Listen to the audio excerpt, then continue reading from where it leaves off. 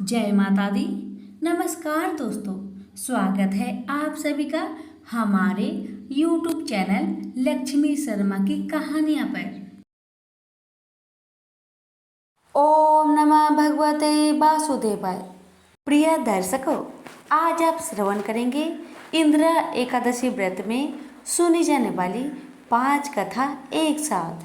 पितर पक्ष अर्थात आश्विन के कृष्ण पक्ष की यह एकादशी इंद्र एकादशी कहलाती है। अन्य एकादशियों के व्रत के पुण्य से तो व्रत करने वालों को सर्व सुख और अंत में मोक्ष की प्राप्ति होती है, परंतु इस एकादशी का व्रत करने वाले के तो 7 पीढ़ियों तक के पितर तर जाते हैं।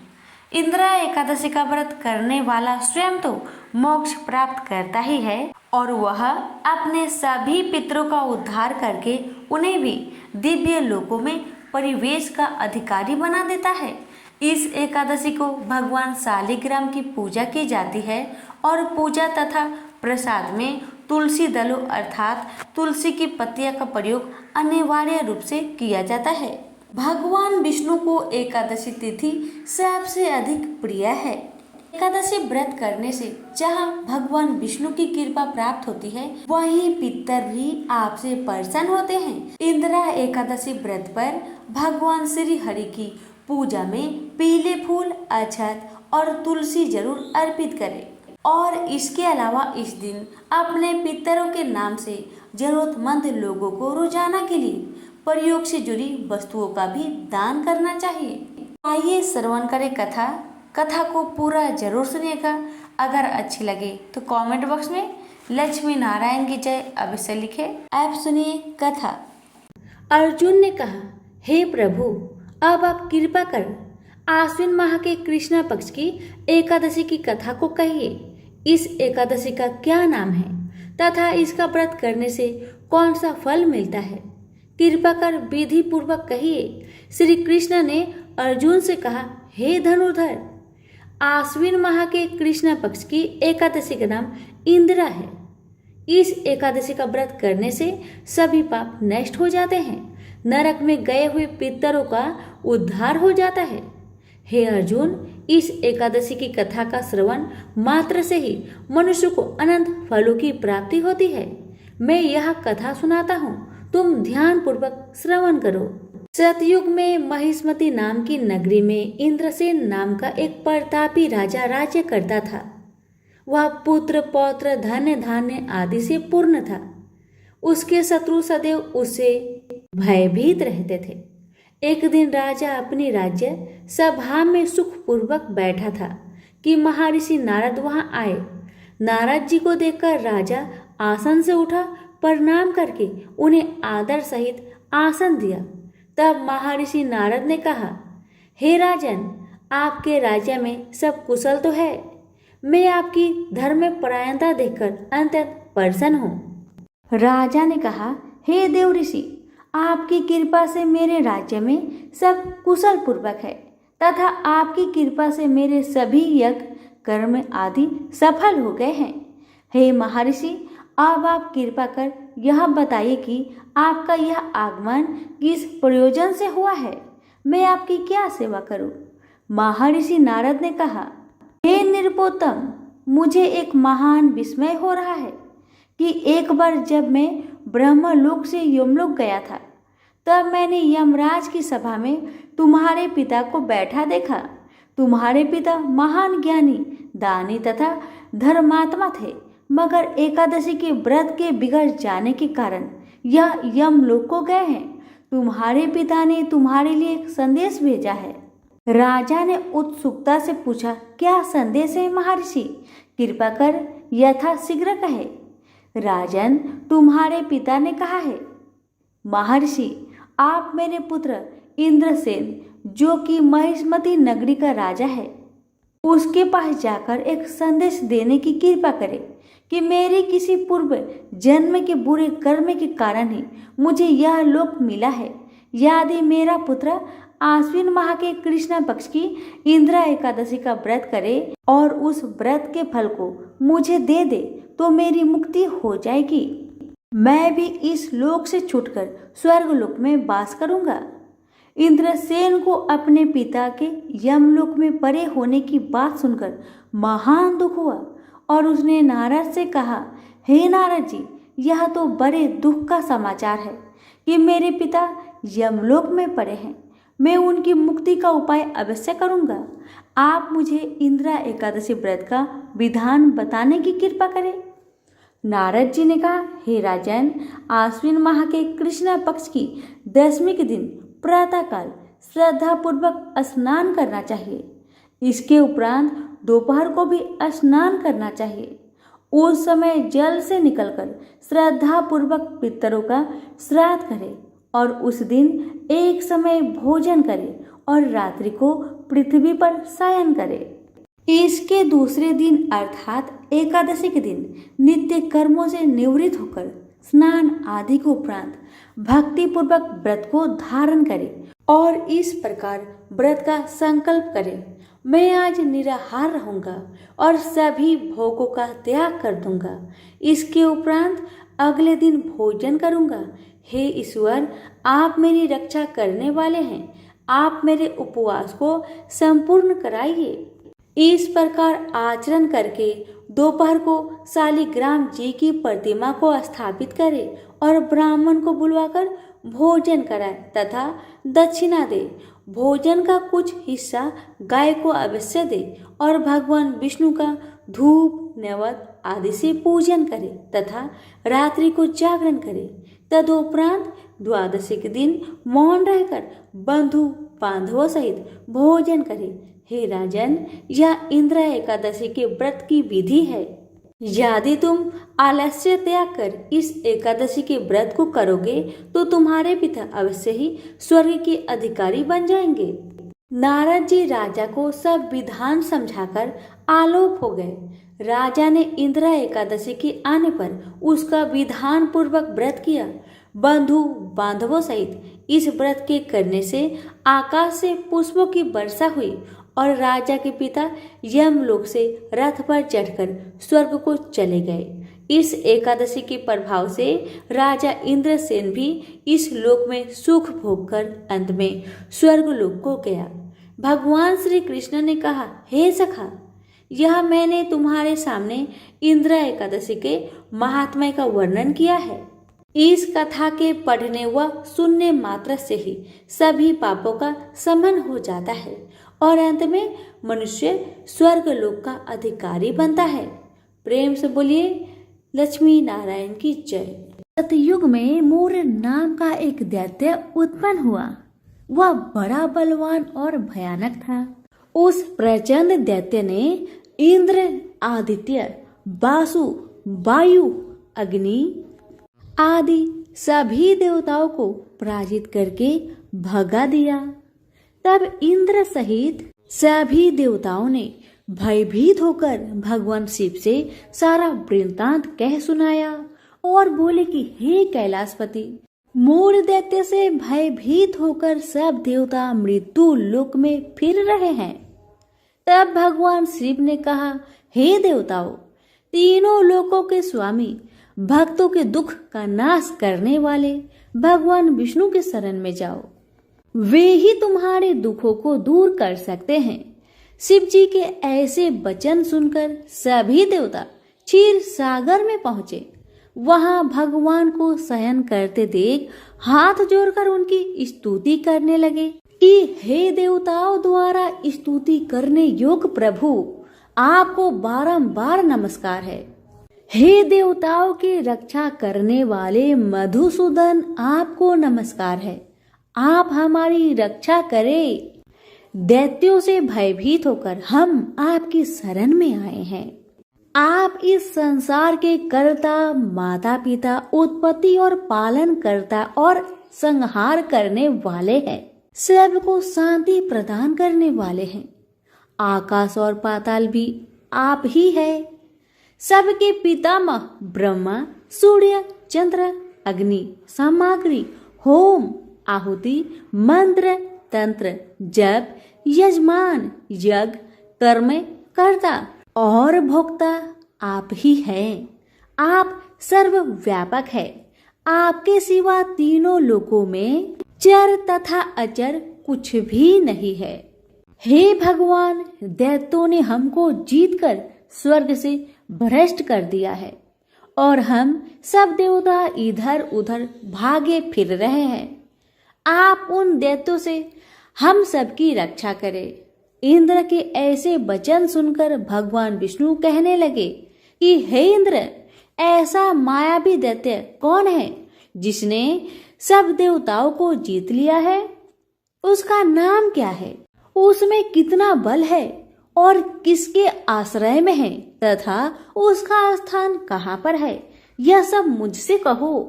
भगवान के ऐसे वचन सुनकर इंद्र बोले, भगवान, प्राचीन समय में एक नारी जंघ नामक राक्षस था।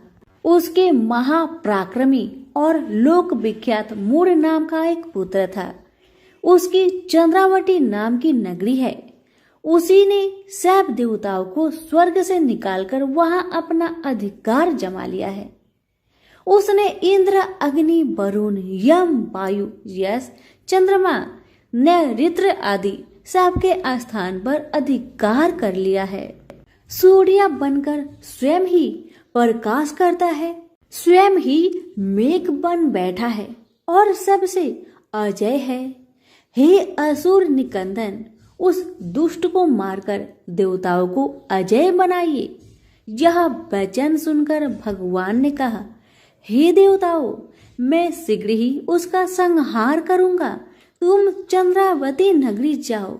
इस प्रकार कहकर भगवान सहित सभी देवताओं ने चंद्रावती नगरी की ओर प्रस्थान किया। उस समय जब दैत्य मूर सेना सहित युद्ध भूमि में गरज रहा था, उसकी भयानक गर्जना सुनकर सभी देवता भय के मारे चारों दिशाओं में भागने लगे। जब स्वयं भगवान रणभूमि में आए तो दैत्य उन पर भी अस्त्र शस्त्र आयुध लेकर दौड़े। भगवान ने उन्हें सर्प के समान अपने बाणों से बीध डाला। बहुत से दैत्य मारे गए, केवल मूर बचा रहा। वह अविचल भाव से भगवान के साथ युद्ध करता रहा। भगवान जो भी तीक्ष्ण बाण चलाते, वह उसके लिए पुष्प सिद्ध होता। उसका शरीर छिन्न भिन्न हो गया, किंतु वह लगातार युद्ध करता रहा। दोनों के बीच मल्ल युद्ध भी हुआ। 10,000 वर्ष तक उनका युद्ध चलता रहा, किंतु मूर नहीं हारा। थक कर भगवान बद्रिका आश्रम चले गए। वहां हेमवती नामक सुंदर गुफा थी। उसमें विश्राम करने के लिए भगवान उसके अंदर प्रवेश कर गए। यह गुफा 12 योजन लंबी थी और उसका एक ही द्वार था। विष्णु भगवान वहां योग निद्रा की गोद में सो गए। मूर भी पीछे पीछे वहां तक आ गया और भगवान को सोया देखकर मारने को उद्धत हुआ। तभी भगवान के शरीर से उज्जवल कांतिमयी रूप वाली देवी प्रकट हुई। देवी ने राक्षस मूर को ललकार कर युद्ध किया और उसे तत्काल मौत के घाट उतार दिया। श्री हरि जब योग निद्रा की गोद से उठे तो सब बातों को जानकर उस देवी से कहा कि आपका जन्म एकादशी के दिन हुआ है, अतः आप 11 माता के नाम से पूजी जाएंगी और आपके भक्त वही होंगे जो मेरे भक्त होंगे। और हर एकादशी के दिन जो भी भक्त मेरी पूजा के साथ साथ आपके भी पूजा करेगा और कथा को श्रद्धा पूर्वक श्रवण करेगा, उसके सारे दुख तकलीफ समाप्त हो जाएगी। सभी प्रेम से बोलिए विष्णु भगवान की जय हो, 11 माता की जय हो। तुलसी से जुड़ी एक कथा बहुत प्रचलित है। श्रीमद् देवी भागवत पुराण में इनके अवतरण की दिव्य लीला कथा भी बनाई गई है। एक बार शिव ने अपने तेज को समुद्र में फेंक दिया था। उससे एक महातेजस्वी बालक ने जन्म लिया।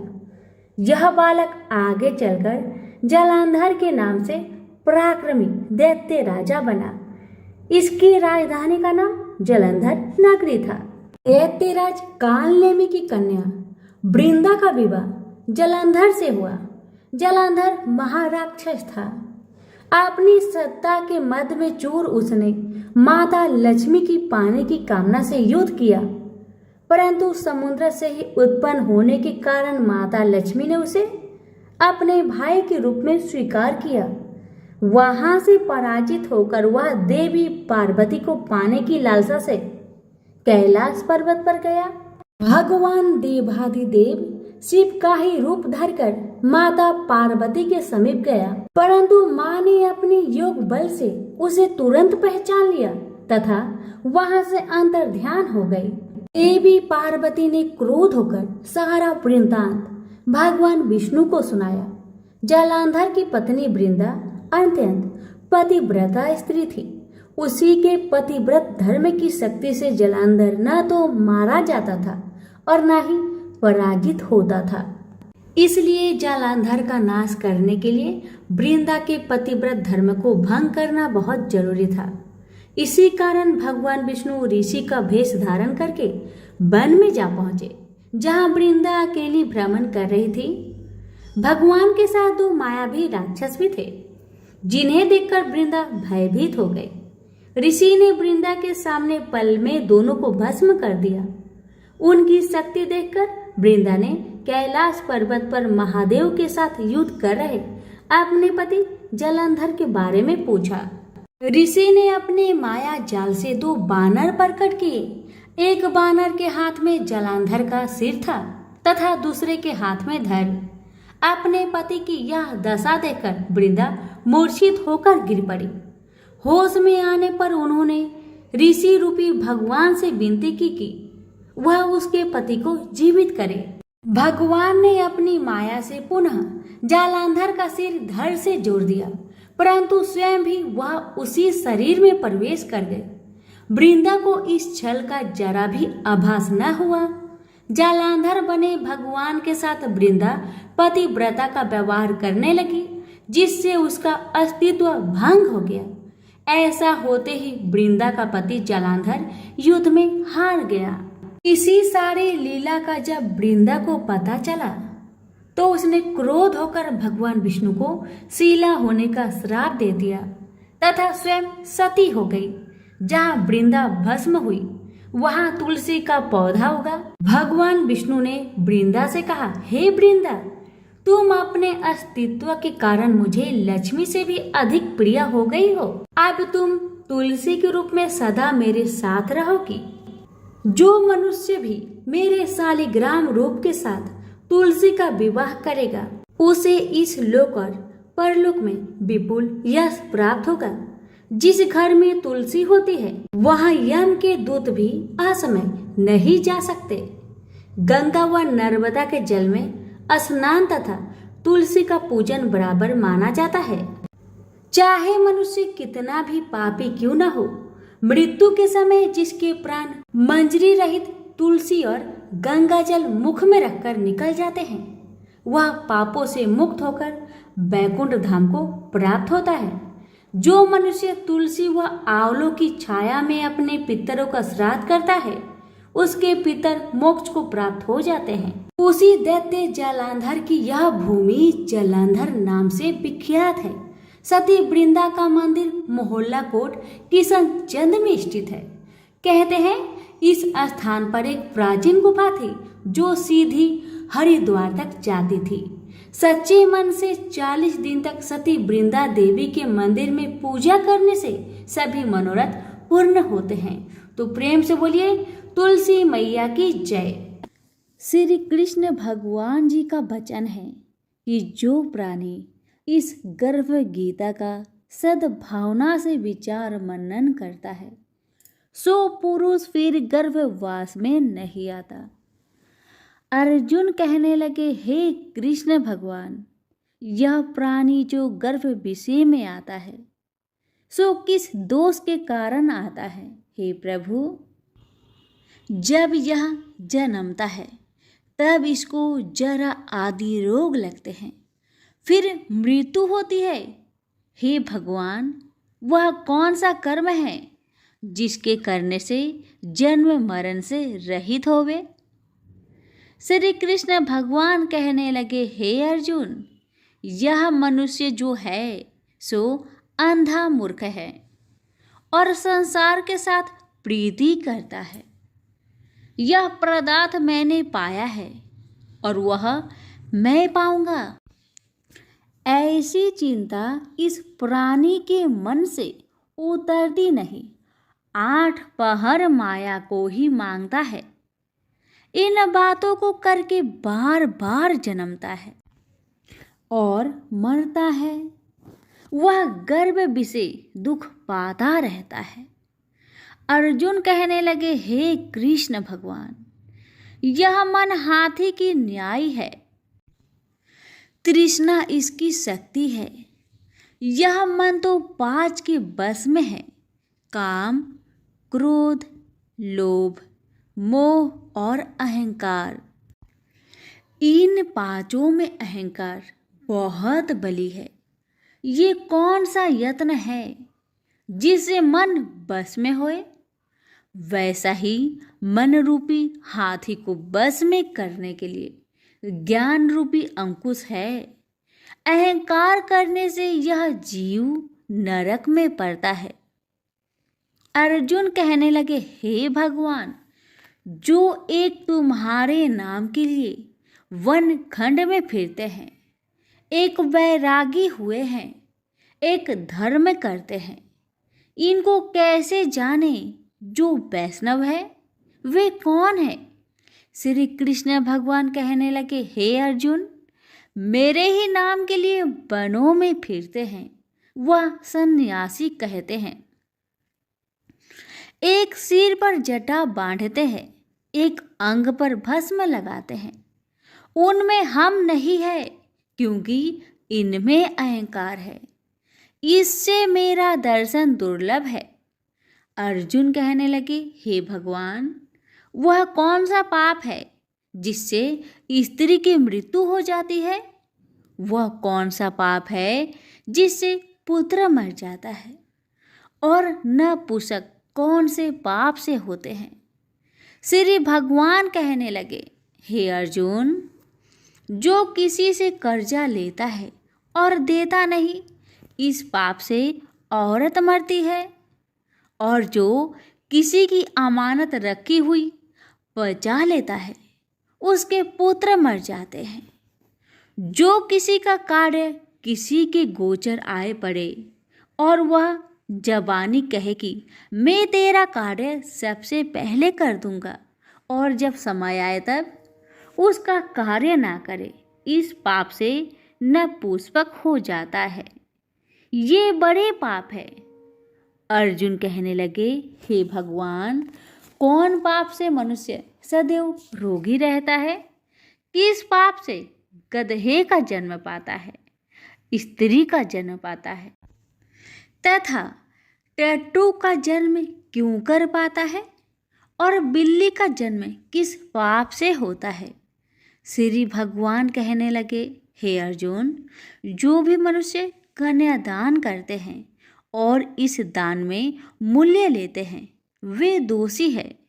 वे मनुष्य सदा रोगी रहते हैं। जो विषय विकार के वास्ते मदिरा पान करते हैं, वे टट्टू का जन्म पाते हैं। और जो झूठी गवाही भरते हैं, वह औरत का जन्म पाता है। जो रसोई बना के पहले आप भोजन कर लेती है और पीछे परमेश्वर को अर्पण करती है, तो वे बिल्ली का जन्म पाती है। और जो मनुष्य अपनी झूठी वस्तु दान करते हैं, औरत का जन्म पाते हैं। वह गुलाम औरतें होती है। अर्जुन कहने लगे, हे भगवान, कई मनुष्यों को आपने स्वर्ण दिया है, सो उन्होंने कौन सा पुण्य किया है? और कई मनुष्यों को आपने हाथी घोड़ा रथ दिए हैं, उन्होंने कौन सा पुण्य किया है? श्री भगवान कहने लगे, हे अर्जुन, जिन्होंने स्वर्ण दान किया है उनको हाथी घोड़े वाहन मिलते हैं। जो परमेश्वर के निमित्त कन्यादान करते हैं, सो पुरुष का जन्म पाते हैं। अर्जुन कहने लगे, भगवान, जिन पुरुषों के अंदर विचित्र शरीर है, उन्होंने कौन सा पुण्य किया है? किसी दो के घर संपत्ति है, कोई विद्वान है, उन्होंने कौन सा पुण्य किया है? श्री भगवान कहने लगे, हे अर्जुन, जिन्होंने अन्न का दान किया है उनका सुंदर स्वरूप है। जिन्होंने विद्या दान किया है वह विद्यावान होते हैं। जिन्होंने संतों की सेवा की है वह पुत्रवान होते हैं। अर्जुन कहने लगे, हे भगवान, किसी को धन से प्रीति है, कोई को स्त्रियों से प्रीति करते हैं। इसका क्या कारण है, समझाकर कहिए। श्री कृष्ण भगवान कहने लगे, हे अर्जुन, धन और स्त्री सब नाश रूप है, मेरी भक्ति का नाश नहीं है। अर्जुन कहने लगे, भगवान, यह राजपाट इस धर्म के करने से मिलता है, विद्या कौन से धर्म करने से मिलती है? श्री कृष्ण भगवान कहने लगे, हे अर्जुन, जो प्राणी काशी जी में निष्काम भक्ति से तप करते हुए देह त्यागते हैं वह राजा होते हैं, और जो गुरु की सेवा करते हैं सो विद्वान होते हैं। अर्जुन कहने लगे, हे भगवान, किसी को धन अचानक बिना किसी परिश्रम से ही मिलता है, सो उन्होंने कौन सा पुण्य किया है? श्री कृष्ण भगवान कहने लगे, अर्जुन, जिन्होंने गुप्त दान किया है उनको धन अचानक मिलता है। जिसने परमेश्वर निमित्त पराया कार्य संवारा है वह मनुष्य रोग से रहित होते हैं। अर्जुन कहने लगे, हे भगवान, कौन से पाप से अमली होते हैं और कौन पाप से गूंगे होते हैं और कौन पाप से कुष्ठी होती है? श्री कृष्ण भगवान कहने लगे, हे अर्जुन, जो आदमी नीच कुल की स्त्री से गमन करते हैं सो अमली होते हैं। जो गुरु से विद्या पढ़कर मुकर जाते हैं सो गूंगे होते हैं। जिन्होंने गो घात किया है वे कुष्ठी होते हैं। अर्जुन कहने लगे, हे भगवान, जिस किसी पुरुष की देह में रक्त का विकार होता है वह किस पाप से होता है? और कोई दरिद्र होते हैं, किसी को खरक वायु होती है, और कोई अंधे होते हैं, तो कोई पंगुल होते हैं, सो कौन से पाप से रहित होते हैं? और कई स्त्रियां बाल विधवा होती है, तो यह किस पाप से होती है? श्री कृष्ण भगवान कहने लगे, हे अर्जुन, जो सदा क्रोधवान रहते हैं उन्हें रक्त विकार होता है। जो मलिन रहते हैं वह सदा दरिद्र होते हैं। जो कुकर्मी ब्राह्मण को दान देते हैं उनके खरक वायु होते हैं। जो पराई स्त्री को निर्वस्त्र देखते हैं, गुरु की पत्नी को दृष्टि करते हैं, सो अंधे होते हैं। जिसने गुरु और ब्राह्मण को लात मारी है सो लंगड़ा व पंगुला होता है। जो औरत अपने पति को छोड़कर पराये पुरुषों से संग करती है सो वह बाल विधवा होती है। अर्जुन कहने लगे, हे भगवान, आप पर ब्रह्मा हो, आपको नमस्कार है। आगे मैं आपको संबंधी जानता था, परंतु अब मैं ईश्वर रूप जानता हूँ। हे पर ब्रह्मा, गुरु दीक्षा कैसी होती है, सो कृपा करके मुझको कहिए। श्री कृष्ण भगवान बोले, हे अर्जुन, तुम धन्य हो, तुम्हारे माता पिता भी धन्य हैं जिनके तुम ऐसे पुत्र हो। हे अर्जुन, सारे संसार का गुरु जगन्नाथ, विद्या का गुरु काशी, चारों वर्णों का गुरु सन्यासी है। सन्यासी उसको कहते हैं जिन्हें सबका त्याग करके मेरे प्रति मन लगाया है, सो ब्राह्मण जगत गुरु है। हे अर्जुन, यह बात ध्यान देकर सुनने की है। गुरु कैसा करे? जिसने सब इंद्रियां जीती हो, जिसको सब संसार ईश्वरमय नजर आता हो और सब जगत से उदास हो। ऐसा गुरु करे जो परमेश्वर को जानने वाला हो और उस गुरु की पूजा सब तरह से करे। हे अर्जुन, जो गुरु काम भक्त होता है और जो प्राणी गुरु की पूजा सब तरह से करे। हे अर्जुन, जो गुरु का भक्त होता है और जो प्राणी गुरु के सम्मुख होकर भजन करते हैं, उसका भजन करना सफल है। जो गुरु से विमुख है, उनको 7 ग्राम माड़े का पाप है।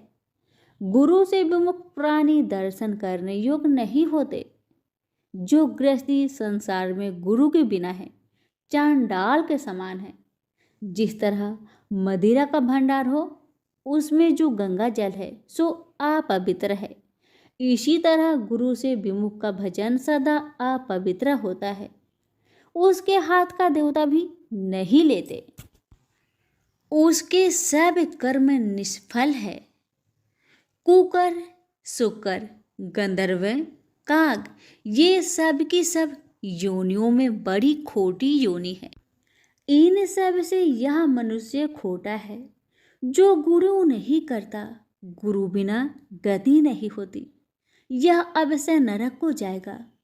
गुरु दीक्षा बिना प्राणी के सब कर्म निष्फल होते हैं। हे अर्जुन, जैसे चारों वर्णों को मेरी भक्ति करना योग्य है, तैसे गुरुधार के गुरु भक्ति करना योग्य है। जैसे गंगा नदियों में उत्तम है, सब व्रतों में एकादशी का व्रत श्रेष्ठ है, वैसे ही अर्जुन, शुभ कर्मों में गुरु सेवा उत्तम है। गुरु दीक्षा बिना प्राणी पशु योनि पाता है। जो धर्म भी करता है सो पशु योनि में फल भोगता है, 84 योनियों में भ्रमता रहता है। अर्जुन कहने लगे, हे श्री कृष्ण भगवान, गुरु दीक्षा क्या वस्तु है? कृष्ण भगवान कहने लगे, हे अर्जुन, धन्य जन्म है तेरा जिसने यह प्रश्न किया है, तू धन्य है। गुरु दीक्षा के 2 अक्षर है, हरिओम। इन अक्षरों को गुरु कहता है। यह चारों वर्णों को अपनाना श्रेष्ठ है। हे अर्जुन, जो गुरु की सेवा करता है उस पर मेरी प्रसन्नता है। वह 84 से छूट जाएगा, जन्म मरण से रहित हो नरक नहीं भोगता। गुरु की सेवा करता है, उसको कई अश्वमेघ यज्ञ के पुण्य का फल मिलता है। गुरु की सेवा मेरी सेवा है। हे अर्जुन, हमारे तुम्हारे संवाद को जो पढ़े सो गर्भ के दुख से बचेंगे, 84 कट जाएगी। इसी से इस पाठ का नाम गर्भ गीता है। श्री कृष्ण भगवान जी के मुख से अर्जुन ने श्रवण की है। गुरु दीक्षा लेना उत्तम कर्म है। उसका फल है कि नरक से वह 84 जीव से बचा रहता है। भगवान बहुत प्रसन्न होते हैं। सभी प्रेम से बोलिए श्री कृष्ण भगवान की जय। एक बार गणेश जी महाराज एक सेठ जी के खेत में से जा रहे थे, तो उन्होंने 12 दाने अनाज के तोड़ लिए। फिर गणेश जी के मन में पछतावा हुआ कि मैंने तो सेठ जी के यहाँ चोरी कर ली। तो गणेश जी सेठ जी के 12 साल की नौकरी करने लग गए। एक दिन सेठानी राख से हाथ धोने लगी तो गणेश जी ने सेठानी का हाथ पकड़कर मिट्टी से हाथ धुला दिया।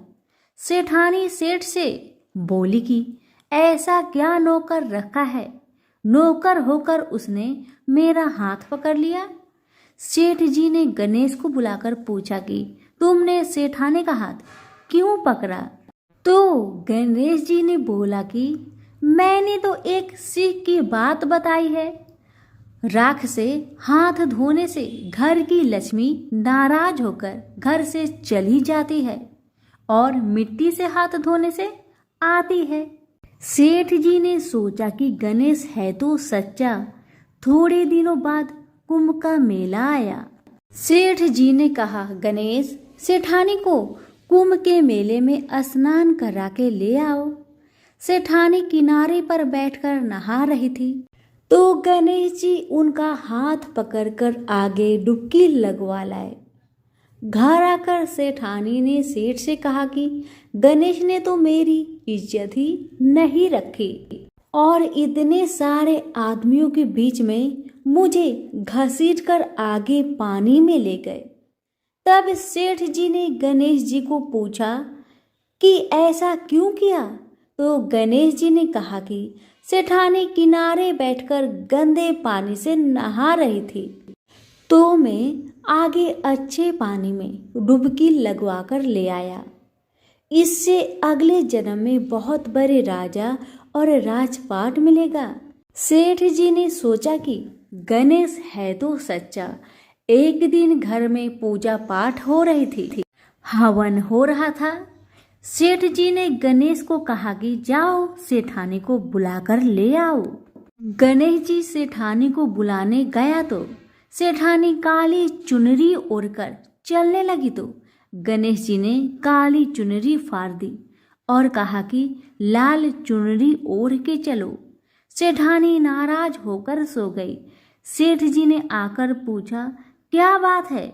तो सेठानी ने बोली कि गणेश ने मेरी चुनरी फाड़ दी। सेठ जी ने गणेश को बुलाकर बहुत डांटा और कहा तुम बहुत बदमाशी करते हो। तो गणेश जी ने कहा पूजा पाठ में काला वस्त्र नहीं पहनते हैं, इसलिए मैंने लाल वस्त्र के लिए कहा। काला वस्त्र पहनने से कोई भी शुभ काम सफल नहीं होता है। फिर सेठानी ने सोचा कि गणेश है तो समझदार।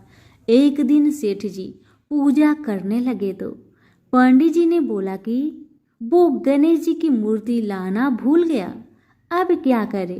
तो गणेश जी ने बोला कि मेरी को ही मूर्ति बनाकर विराजमान कर लो, आपके सारे काम सफल हो जाएंगे।